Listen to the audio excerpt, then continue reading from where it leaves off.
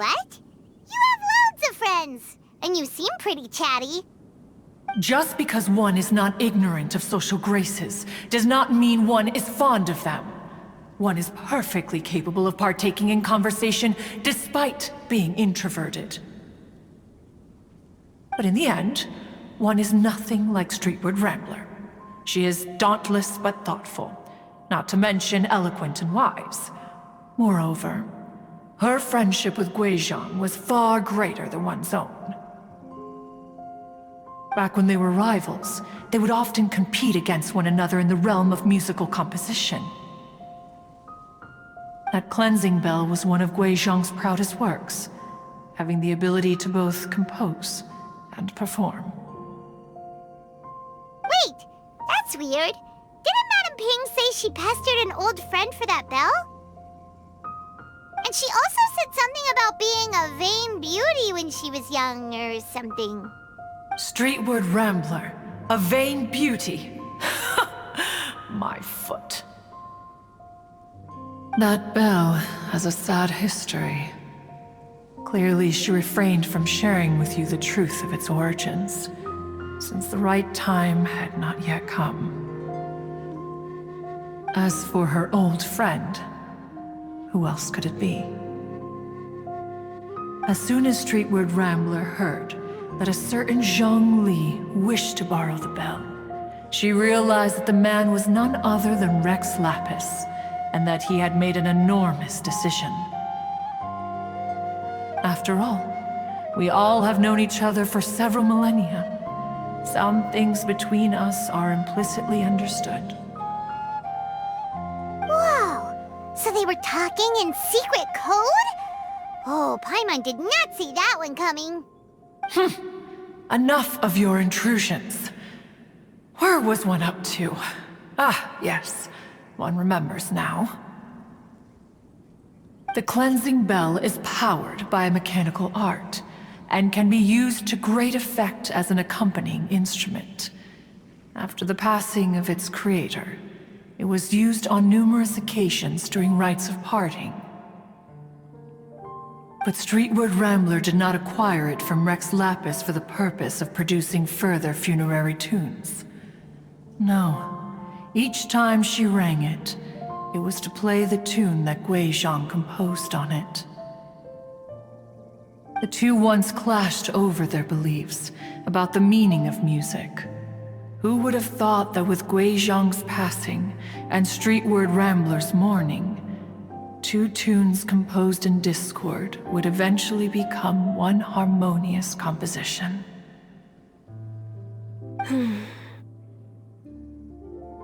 Once upon a time, Streetward Rambler also loved gatherings, liquor, and music. But after Guizhong passed, she preferred her own company. She could often be found sitting alone at a mountain summit, contemplating and reminiscing with her zither. The music would go from mournful to soothing to impassioned. Many years passed before she finally composed a melody to her satisfaction. In celebration, she played the tune to the clouds. Regrettably, one has only ever heard her play that tune once. Which brings one back to the matter you've been investigating. Perhaps it was during that performance that the ancestor of your Fontaine friend fell into the water and was saved by Streetward Rambler. But if she was so happy with the melody, why would she only play it once? One was also greatly perplexed by this. After suppressing one's curiosity for a long while, one finally approached her and asked why she would retire the tune after having spent so long on it. In response, she said, "Though the strings that played that melody survive, the one who inspired it is gone. Tell me, Cloud Retainer, when the one attuned to my soul is no longer here, who else could hope to understand this tune?" Aw, poor Madame Ping. I just remember being taken care of by you when I was young. Once the Archon War came to an end, I stayed behind in Liyue Harbor to honor my contract. Although I met Guizhong a few times, I never knew anything of this particular story. Guizhong was quite the visionary, but tragically passed before her time. Her manuscripts still lie unfinished in the realm of clouds. Blank pages give one cause for contemplation on what might have been. Had you not decided to search for that mystery Adeptus, perhaps these stories, too, would have been lost to the sands of time. As of now, you know the truth. That the Adeptus who rescued the drowning man was none other than Streetwood Rambler. Do you intend to discuss this with her?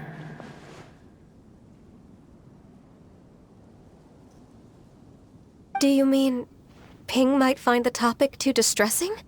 Precisely. The passing of our old friend is a heavy topic that both of us are usually careful to avoid. If I may be so bold, Cloud Retainer, could it be that this is just your own personal opinion? Oh? How so? I've been in Liyue Harbor for quite a long time now, and I've witnessed many farewells along the way, so I too am well acquainted with the pain of the passing of a loved one. But this doesn't bring the city or its people to a standstill. They have to keep moving forward. Someone as perceptive and wise as Ping will surely have come to understand and embrace this. Though these immortal mountains have lost an Adeptus, the harbor of mortals has gained a wise elder. No loss can ever be undone, but there is always much that can still be gained. Ping has helped countless people, and will guide many others in the years to come. And all to whom she extends a helping hand become her friends. People she can admire flowers and discuss music with. Though it is heartbreaking to lose a kindred spirit, life goes on, because there are new friends waiting for you further down the road. We even asked Madame Ping what she thought about adding a music festival to this year's Lantern Rite. Oh, when we get back, why don't we just ask her if she'd like to perform? Maybe we can even get her up on stage. You youngsters and your imaginations. Why don't you come with us? It's been a long time since you last spoke with Ping, and Liyue Harbor is always decorated so beautifully during the festival period. Is not every Lantern Rite the same in this regard? Were there ever anything new to discuss? One in Ping could meet any day of the year. I disagree. Each new day and each new year is different from those that have come before. How long will you simply let them pass you by? The edibles she brought this time were indeed quite delectable. Very well. Then one will be off. If the other old fossils have sneaked away into the city to amuse themselves, one shall soon find out. All right. We should be getting back to the harbor as well. We don't want to keep her waiting. Once the Guili Assembly, now the Guili Plains. Say, if we planted flowers there, and cared for them carefully enough, do you think that one day we'd be able to recreate the sea of glaze lilies? Allow one to take back one's praise from a moment prior. You are still far too given to flights of fancy, child. What? Cloud Retainer? You were still listening?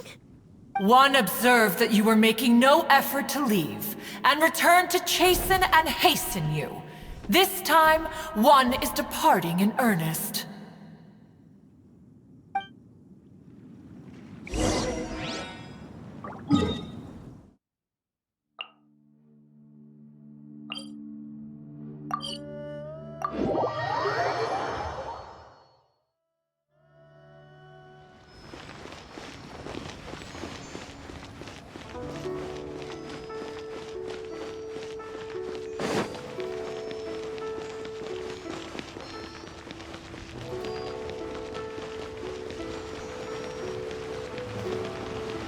excitement for the music festival.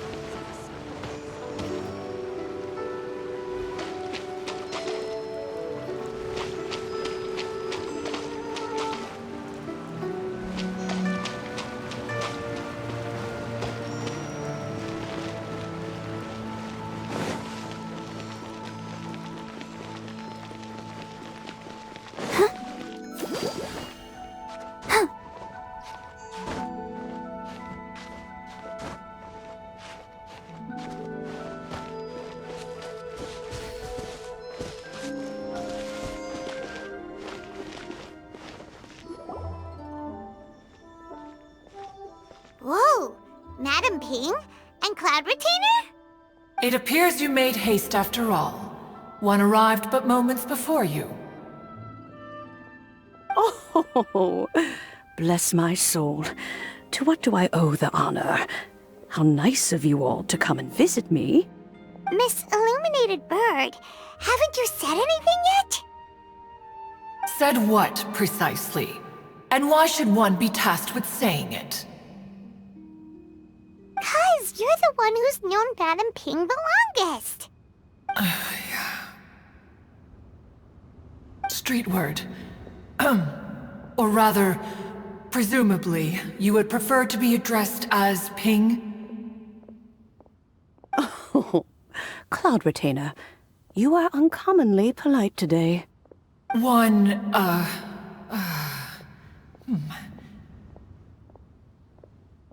Given that Lantern Rite is almost upon us, the weather in the city is most pleasant, and a sweet floral fragrance lingers in the air.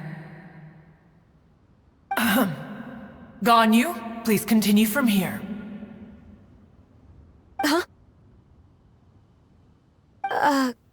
All right. So, this all started because we were trying to help Mr. Dvorak find the Adeptus who saved his ancestor's life.